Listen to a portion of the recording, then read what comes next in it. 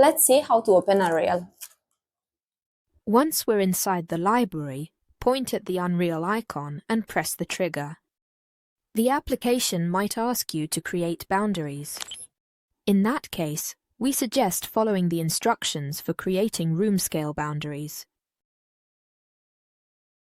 Once AnReAL has opened, in the space around us we can see a three-dimensional Cartesian reference system and a graph on a black background, which by default shows the x-axis as a function of time. Additionally, at the position of the controllers, we can see two trackers, that is, the octahedrons, which are the objects whose movement we record.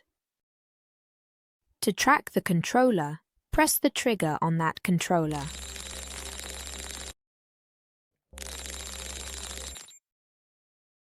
In particular, we notice that the trajectory of the yellow octahedrons corresponds to a data series of the same color. The same applies to the trajectory of the green octahedrons.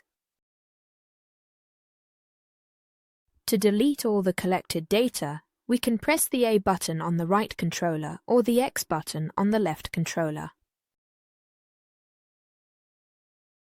In AnReAL, all the controls are perfectly mirrored. It is possible to track the left controller using the right controller. To do this, we press the trigger and grip on the right controller at the same time.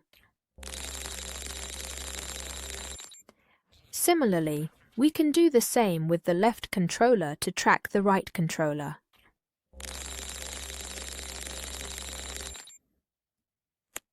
By pressing the joystick on the right controller instead, a countdown is activated, at the end of which both controllers will be tracked automatically.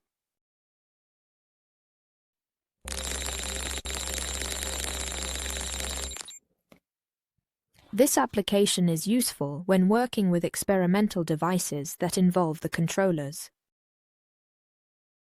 The Meta button on the right controller has a dual function. By holding it down for a few seconds, we have the option to reset the display and the reference system in front of us.